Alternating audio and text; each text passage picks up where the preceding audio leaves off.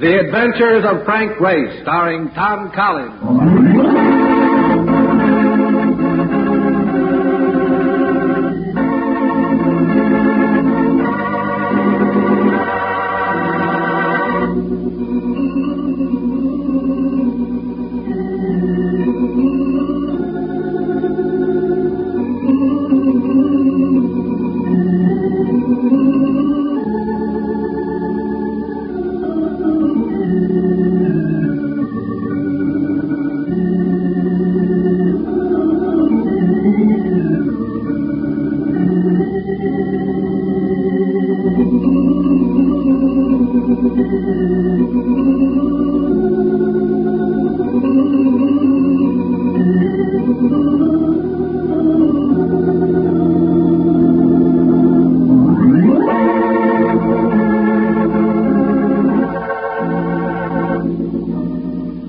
Many things were changed during the war. The face of the earth was altered, and the people of the earth changed. Before the war, Frank Race was an attorney, but he traded his law books for the cloak-and-dagger of the OSS. And when it was over, his former life was over, too. Adventure had become his business. The Adventures of Frank Race.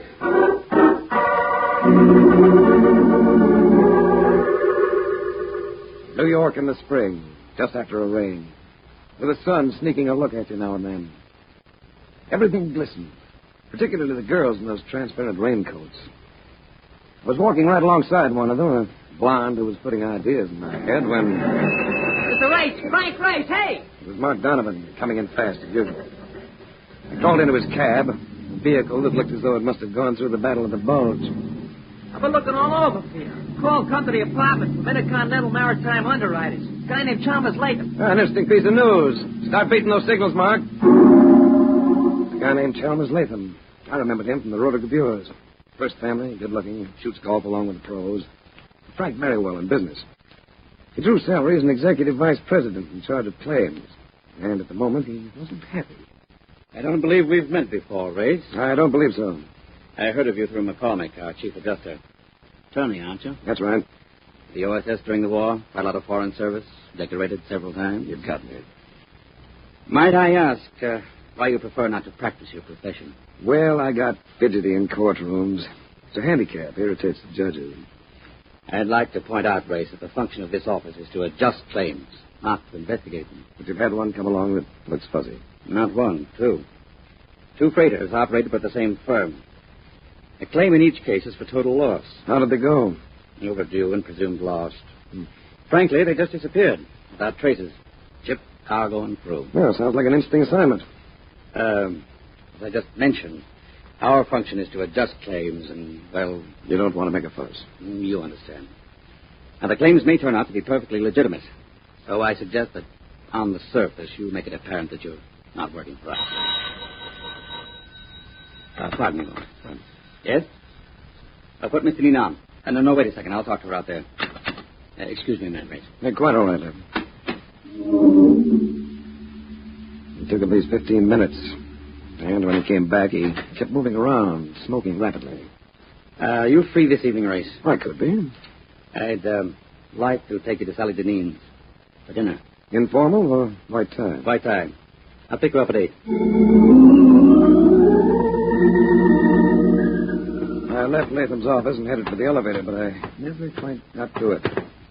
The interception came in the shape of a paunchy personality with a pair of eyes that reminded you of grapes, peeled grapes. His face was round and without guile, and he spoke with the voice of a choir boy. We're taking the stairs. Well, I'm not seeking exercise. You know, that's a long way down. I said we're taking the stairs.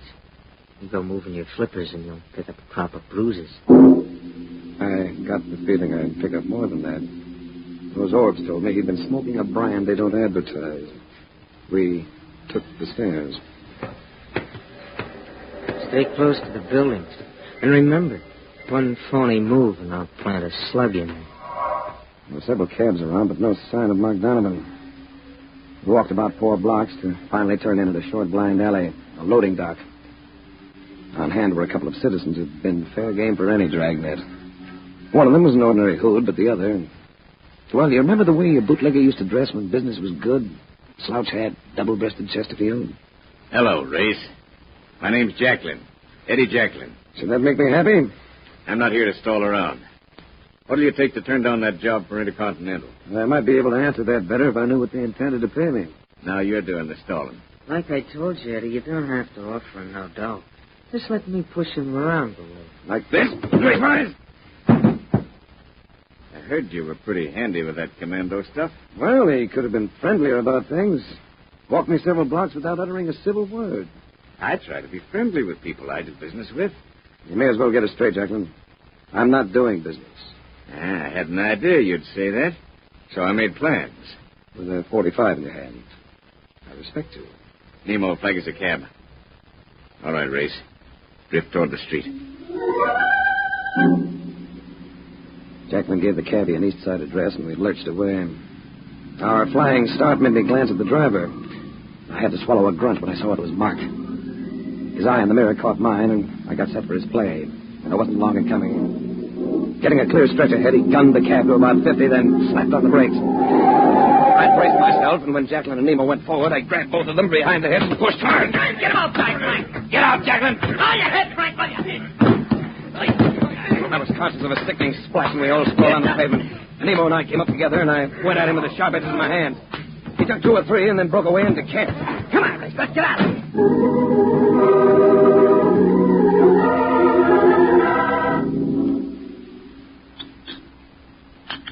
Fine fare you turn out to be. Wait for me, says the man. That is the last I see of him. Well, if you'd been watching, you'd have seen me come out of that building with a gun barrel bruising my backbone. I took 5 minutes maybe to snag me a cup of coffee. How much coffee do you drink in a day? This is only my 9th cup. Since noon, that is. Why don't you have some more? Mark, do you know about a family named Denine? Oh, the big shots. Yeah, I know. Followed them around once or twice.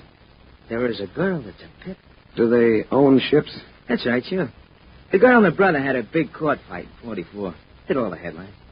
Some kind of battle about running a company. No, we weren't reading very many newspapers in 44. What is cooking on all this, anyway? Dinner. They're home this evening. On the way over, Latham had briefed me on the family, but at that, I wasn't quite prepared for the militant aunt who presided over the household.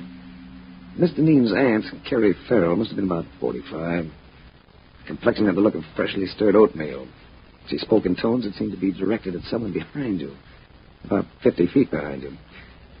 Carrie's Mr. Farrell always seemed to be smiling, apologetically, as though he felt himself to be a traitor to his sex because of being her husband. Race? Well, that's an odd name, isn't it? Has anyone ever told you that the race doesn't always go to the fleetest? I'm afraid that doesn't quite make sense, Karen. Does to me. I'm sure it does to Mr. Race. Come along. Sally isn't here yet, but we won't wait for her.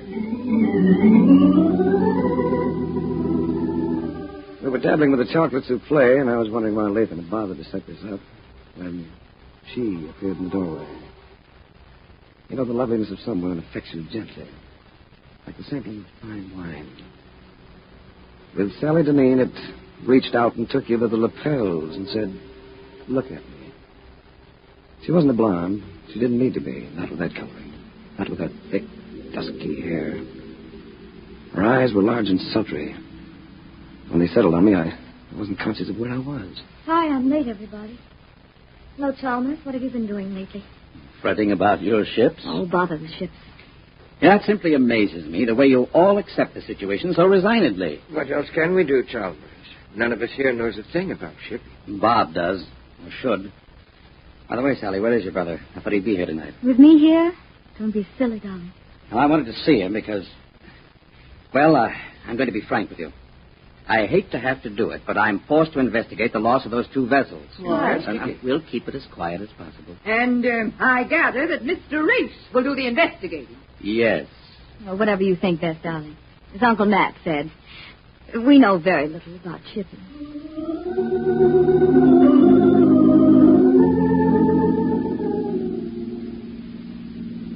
Nice dinner, Latham. I enjoyed it. What did you think of them? Interesting people. Do they share ownership of the company? Sally and Auntie and Brother Bob. Farrell is in only to the extent of marriage. How are they financially? I'm not sure. You see, Race, I have an emotional interest in their affairs. I caught them. How soon can you leave for San Francisco? That's where the ships are? Most of them. Well, I'll be phoning for a reservation while I change my clothes. Good. And Race, there'll be a $1,000 bonus if you make good use of that discretion of yours.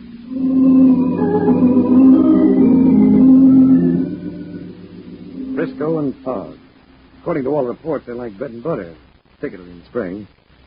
So the sun was a newly minted gold piece. The only cloudiness visible was in my taxi driver's face as the car in front of us made a left turn from the right-hand lane. The cabbie dropped me at a hotel that matched the weather, the Mark Hopkins. And while I was smudging the register, I heard myself being paid. I signaled bellhop and led me to the bar. Sally was there. Surprised, Mr. Race? Frankly, yes. What will you have to drink? A bourbon and soda, please. Since you'd like to know, I wheeled your destination out of Chalmers. What did you use to get out here? A rocket? Well, I imagine I caught an earlier train. Trust I don't look travel-worn. You look... Well, if you don't know how you look, you're not the girl I think you are. It's a compliment. I'm afraid that one is tinged with cynicism. No, I'm not being cynical. I may get that word later, but I'm not now. I like you, Race. You mind? What about Latham? Will you believe me? If you level. I'm leveling, Race. Chalmers doesn't know I'm not interested. It isn't my fault. That's good enough for me. Let's drink to the new cities. New acquaintances. Let's drink to ours.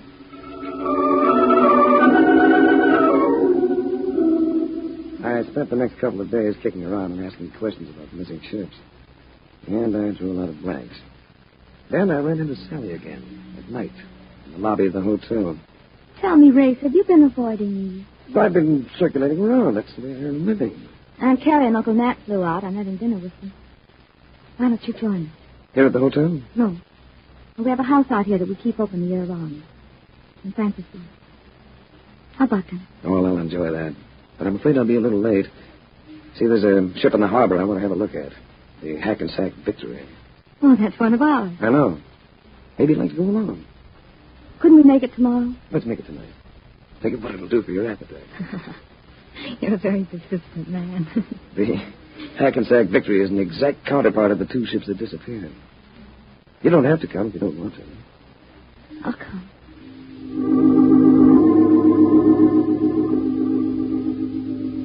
We found the Hackensack Victory with the gangplank down. When we reached the deck, I led Sally aft to a cabin door that bore a brass plate, identifying the quarters as belonging to the master. The captain may not like this. Don't happen to know him, do you? To the best of my knowledge, I've never even seen him. What do you want? Well, we just thought we'd like to have a look around. We've got no time for sightseers. Captain, this is Miss Sally Denine, one of the owners. Now, how would I know that? Maybe you'd like to see her drive this I'm not interested. I'm sorry, but you'll have to go ashore. I think we better do that, Race. He's perfectly within his rights. All right, Sally. If you say so. Oh, I'm starved. Wonder how far we'll have to walk to find a cab. You're starved, and I'm curious. What about? The world is full of sounds, mostly words. Your mind is watching while your ears listen. Surprising what people will tell you without intending to. Have I told you anything, Ray? Without intending to? You didn't want me aboard that ship. Well, that's ridiculous. You know, there's something funny about it. About the master's cabin. They've been redecorating. Did you notice it? All that cluster of wood shavings on the floor and the smell of paint. But maybe you didn't notice. Not particularly. They've been doing something to the ceiling beams. Now, why would they do that? Race, why don't you forget your job? Right. She stopped as she said this. So I stopped, too. I reached out, took her by the shoulders. I didn't have to do anything else. Her arms went around my neck, and for a few minutes I did no thinking whatsoever. When we broke it up, Sally seemed a little shaky herself. It was nice, right? I thought so, too. So we have that dinner now? If you don't mind, I'll pass it up for now. And in the meantime? I'm going back on that vessel.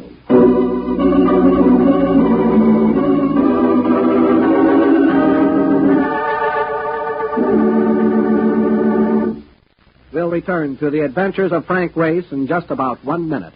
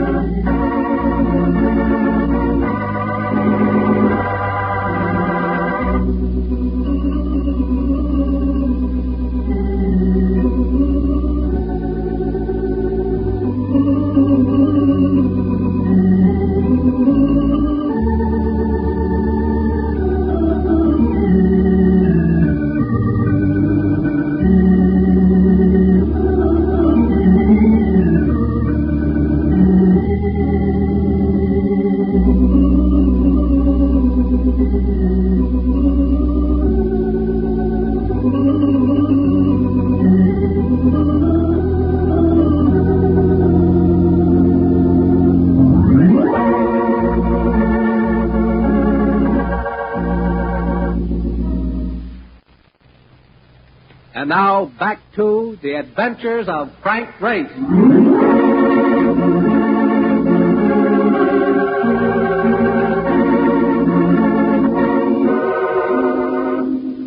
There was something wrong with the Hackensack victory.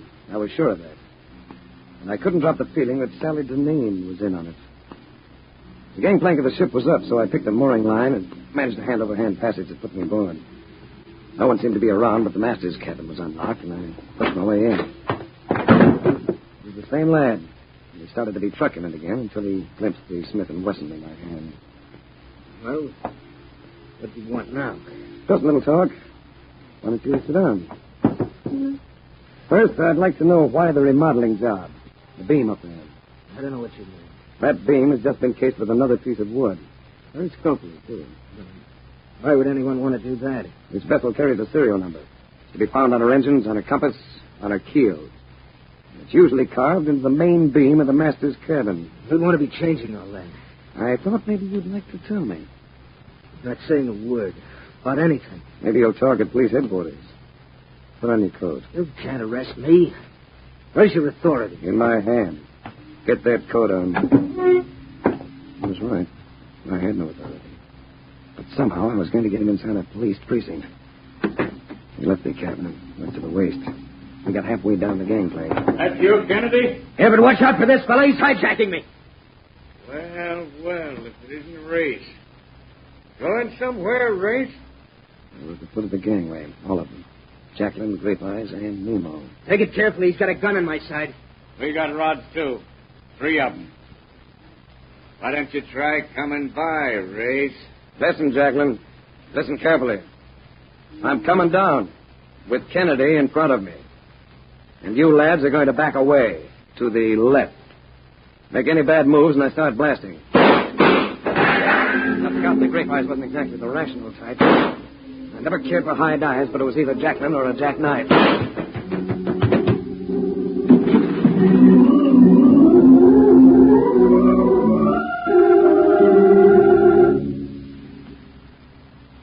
I must have been a sad sight parading around with that oil slick all over me. But I paraded. At police headquarters, I wrote a description of Captain Kennedy and swore out a warrant for his arrest. Then I went to the hotel, scrubbed myself for about an hour, and crawled into bed. I slept hard until... Yes? Good afternoon. Oh, hello, you. I'm sorry about last night. Adventure reared its delaying head. Oh, it's forgiven. As a matter of fact, we're getting together tonight. Aunt Carrie, Uncle Mac, you and I. You want to? Ooh. Is this for dinner? In your honor. The address is 122 Roland Lane. St. Francis Wood? That's it. I'll be there scrubbed and cold.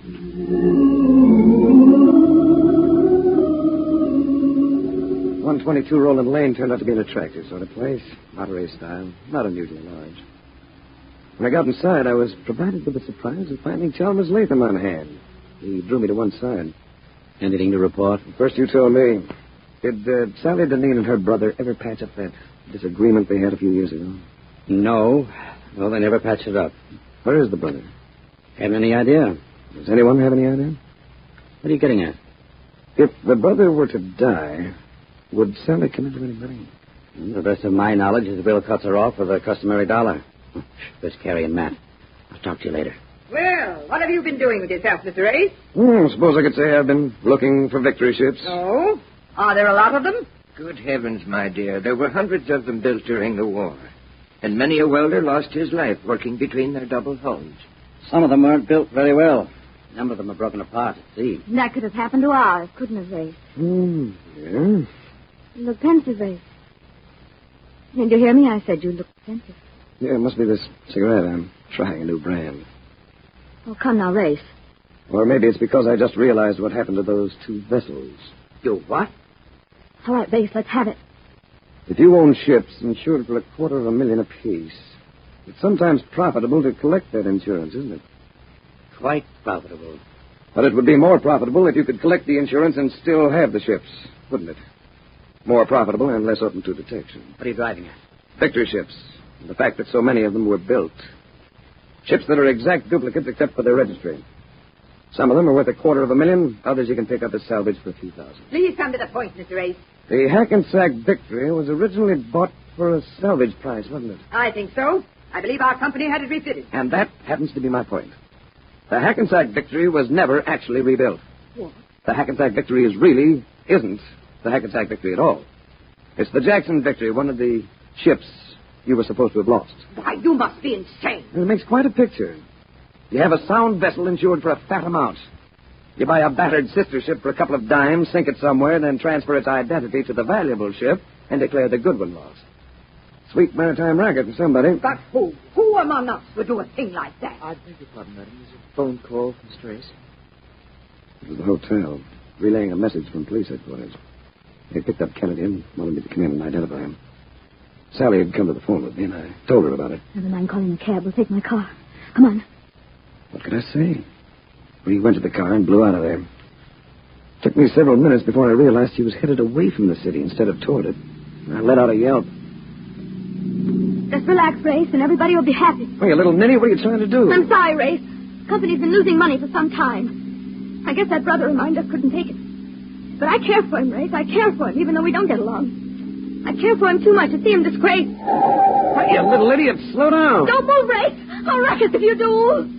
Knew what I had to do. Grab the wheel with one hand and hit her with the other. There'd be touch and go, but...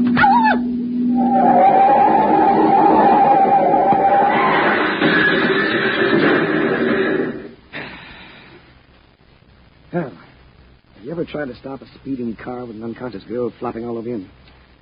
I took time out to make sure she wasn't too badly hurt. Then I swung the bus around and headed it back. She came around pretty soon, but didn't say anything. Just sat there letting me make the plays. The police had Kennedy all right, in the hospital. But it wasn't easy to identify him. His features had been altered too much, and he was unconscious, almost dead. I left the place, and Sally and I drove slowly back to St. Francis Wood. It was pretty late by then, and the house was dark. But I went in anyway. In the dim light of the living room, I took Sally in my arms. And in spite of what I had done to her, she responded. All right. When we care for each other the way we do, is it necessary for you to be so hard about things? Can't you work for me instead of the insurance company? Sally, what do you think happened to the crews of those 2 ships? Well, I don't know. It hadn't occurred to me. It occurred to me. I believe they were murdered. And, Sally... Yes? I think your brother has been murdered, too. Oh. I'll take it, Race. I let her. She needed something to concentrate on after a fall-up like that. Quite a lot of conversation seemed to come from the other end. That's good. Finally, still holding the phone, Sally turned to me. It's the police. Captain Kennedy is regaining consciousness, but they don't expect it will be for long. They want to know if you have any suggestions. Here, let me have him. Hello. See if you can get a statement from him, will you, Inspector? And keep driving at him with one name, Matthew Farrell. Keep repeating it to him, and I think you'll blow the whole thing wide open. Oh, that's funny. What's the matter, Race? The line seems to have gone dead. It's been dead for several seconds, Race. I cut it just before you offered my name to the police. Uncle Matt! He stood there fully dressed and was gripping what seemed to be a Luger, gripping it steadily. What made you suspicious, Race? In New York, you said you knew nothing about shipping. Tonight you spoke of welding double hulls. And then I imagine there's a will, isn't there? Bob Denine's will, leaving his share of the company to you and your wife. My wife had nothing to do with it. No, I can believe that. And you're going to have nothing to do with it. Either of you. I'm sorry, son. Oh. He had a gun on me, but he was looking at Sally. There was a chance I had to take. I dove at it. Hey! That's all right. Oh, he's... Dead. Yes. Had to be him. Us. Oh, Ray! Yes, Sally. I know. Violence isn't part of your world, is it? You really don't have any courage. We were all right. Until you came. I'm sorry to disturb your sheltered little world, Sally. But hiding from things doesn't make it a better world than mine. Maybe we'd better take a rain check on each other. And, give Chalmers Latham a message for me, will you? Just tell him there's no charge. This one is on me.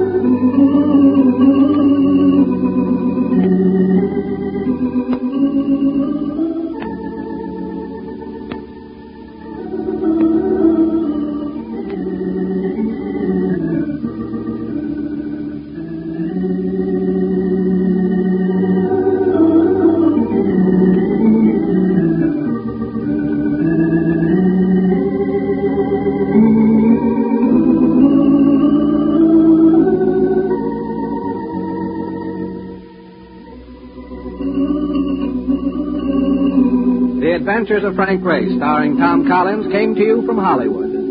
The series is written and directed by Buckley Angel and Joel Murcott. The music is composed and played by Ivan Ditmars. Be sure to be with us again this time, 1 week from today, for another dramatic chapter in The Adventures of Frank Race. This is a Bruce Eells Production.